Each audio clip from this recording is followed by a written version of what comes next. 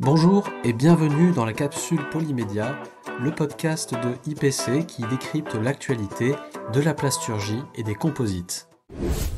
On va parler de la région Bretagne pour commencer. Alors l'actualité régionale, c'est d'abord la start-up briochine Crazy Lobster qui est spécialisée dans les matériaux composites, en particulier pour le nautisme, qui collabore actuellement un projet avec, alors d'une part Certex qui fabrique des renforts textiles et d'autre part l'Institut Ifremer.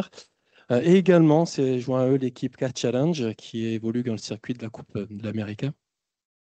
Donc un projet qui vise à industrialiser son procédé breveté d'infusion à faible empreinte carbone et qui est destiné notamment à produire des composites de très forte épaisseur. On parle d'épaisseur allant jusqu'à 100 mm. Et c'est dans ce contexte qu'elle vient d'obtenir une aide financière de l'ADEME pour pouvoir agrandir ses locaux de Saint-Brieuc. L'actualité en Bretagne, c'est également l'École nationale supérieure de techniques avancées de l'ENSTA et Safran, qui ont inauguré ICAR, un laboratoire commun implanté sur le campus brestois de l'ENSTA. Un laboratoire dont l'objectif est de répondre à un enjeu majeur pour l'industrie, à savoir prévenir la rupture de pièces mécaniques, notamment composites, soumises à des sollicitations répétées. Et on parlera de phénomène de fatigue. Alors, l'approche consiste ici à utiliser la signature thermique des matériaux lors des essais afin d'en déduire très rapidement leurs propriétés en fatigue. Une approche dite de l'auto-échauffement sous sollicitation cyclique.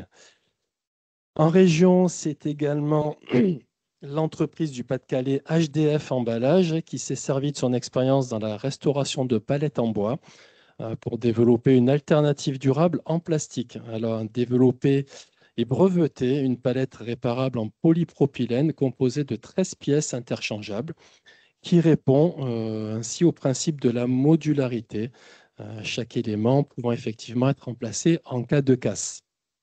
Et c'est enfin l'actualité régionale en Normandie, puisque c'est Normandie Plastique Valorisation, connu pour avoir développé une technique permettant de séparer de manière mécanique les fibres polyester enchevêtrées dans le PVC pour ensuite produire du recyclé.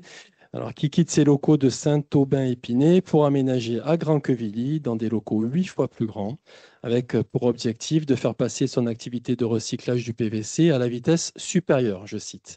Donc, elle vise en effet 11 millions de chiffre d'affaires à l'horizon 2030 contre 1 million seulement l'année dernière. N'oubliez pas que vous pouvez continuer de suivre nos podcasts d'actualité en vous rendant sur le blog du CTIPC ou en vous abonnant à ce podcast sur Spotify. Nous vous disons à la semaine prochaine pour un nouvel épisode.